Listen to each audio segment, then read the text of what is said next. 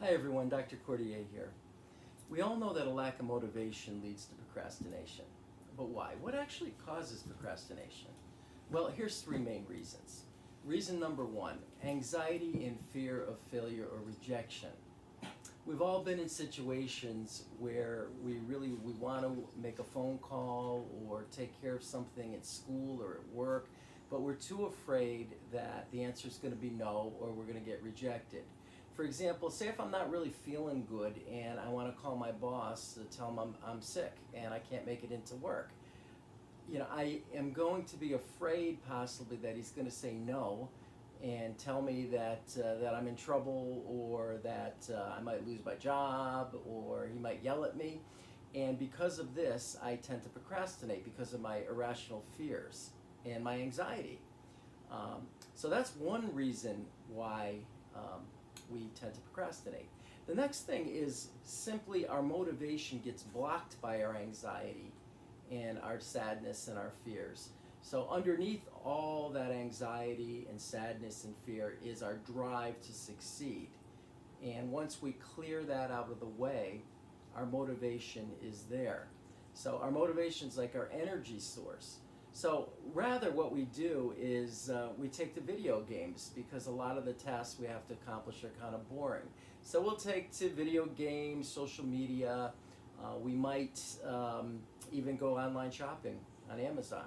And the more we do these activities, the more dopamine our brain gets and the better we feel, because dopamine's the feel-good chemical. So the better we feel, the more dopamine we want. And that makes it really easy to procrastinate. And now, of course, if we're taking online shopping, we have these huge credit card bills, and that's something to really be depressed about. So now we got twice the depression. Reason number three is just plain old boredom. We just don't want to do certain things that we have to get done.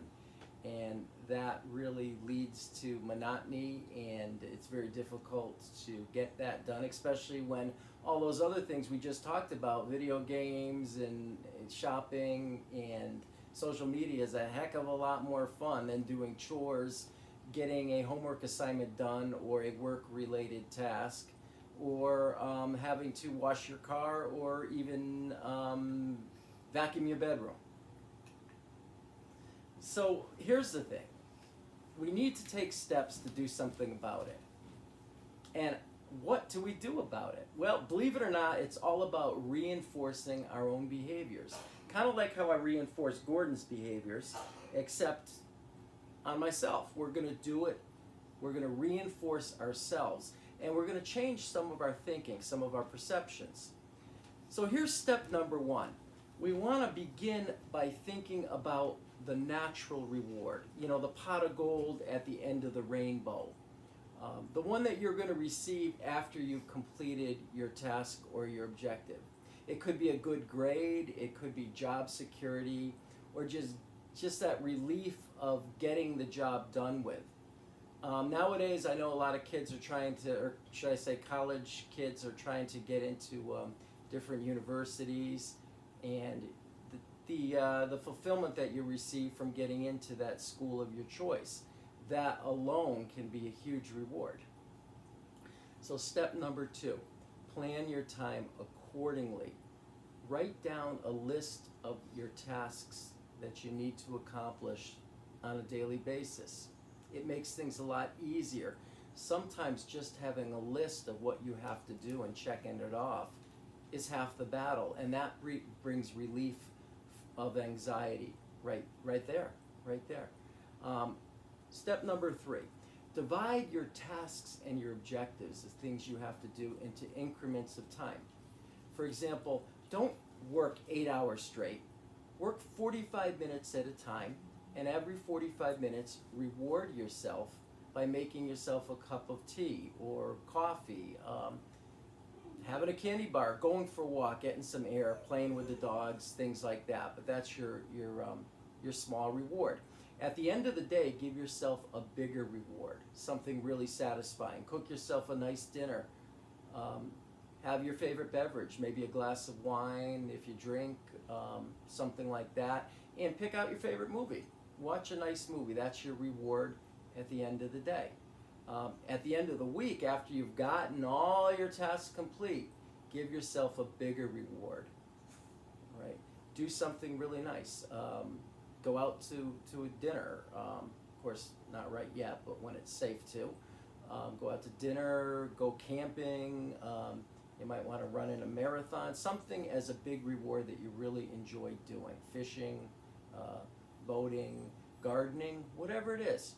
Okay. Step number 4, step back and reframe your thinking. When you're feeling nervous or you begin procrastinating, ask yourself, what are the thoughts that are feeding my anxiety? For example, if you're nervous about calling your boss and you want to, call in sick, right? You're worried and you're anxious that he might get mad, as we talked about before. It's causing you to procrastinate. Use my FFG technique. It stands for, is this thought based on fact? Does it make me feel the way I want? And does it help me reach a goal? All right? So you begin by asking yourself, is my negative thought, he's going to be mad, he might yell at me, he might say no, are these facts? Right? Usually the answer will be no. If the answer is no, it's not a fact, right? Then change your thinking, right? Ask yourself, are these thoughts making me feel the way I want to feel? No, of course not. When I think that he might be mad and he might fire me, he might yell at me, right? I'm going to feel worried. I'm going to feel anxious. I might feel even a little bit of hostility, right? That's not how I want to feel. Now, my objective, my goal is to be able to rest and feel better so I can work maybe tomorrow or at least by next week. I'm not going to reach that goal if I think that I'm going to get in trouble or my boss is going to yell at me, and I'm certain, I think that's true, and I feel anxious and worried, right? I'm not going to reach that objective. So there's a no for the F, the fact. That's not based on fact that my boss is going to get mad, because I don't know that. I haven't even called him yet, right? Number 2, it's not making me feel the way I want to feel. That's 2 no's, right? That's the feeling F. And G, the goal F. The goal is 3 no's because I'm not reaching my goal. It's a thought worth changing, right? So I'm going to change that thought to something like this. Okay, I don't know if he's going to say no. I don't know if he's going to yell at me or not, but I'm sick. And I don't want anyone to catch my cold. And sick is sick. Hopefully everything will be okay. It's been okay in the past. It's just my anxiety getting the best of me. And I am going to be calm, and I'm going to make that phone call. Right? But you have to keep practicing these skills, and it'll get better. It'll get better. It's just taking the time to actually rewire your brain, to strengthen those neurons. I speak about it a lot, neurogenesis. So therefore, it's a lot easier to change our thoughts, and we've reshaped our brain. So therefore, we feel calmer and we reach our objectives more often in life. And step number 4, at the end of the week, look back at all your accomplishments and give yourself an even bigger reward by doing something incredibly amazing, something that you've really been wanting to do for a long time. And also give yourself a big pat on the back. And again, don't forget the pot of gold at the end of the rainbow. That future reward, that big reward that you're going to get after completing all your objectives. If you follow this anti-procrastination agenda, I promise you'll be able to stop stalling and you're going to reach your goals very quickly. Please don't forget to like this video and subscribe to my American Center for CBT YouTube channel, and get the real mental health help that you deserve. Just the facts, nothing but the facts, all based on hard science. You can watch all my helpful videos. I'll be coming out with more videos shortly, and I'm constantly updating the channel. So take care of yourself. Have yourself a great weekend, a great week, and I'll talk to you soon. Take care, everyone. Adios. Gordon's with me today. I'm sure you've met Richie before. You'll meet him again later.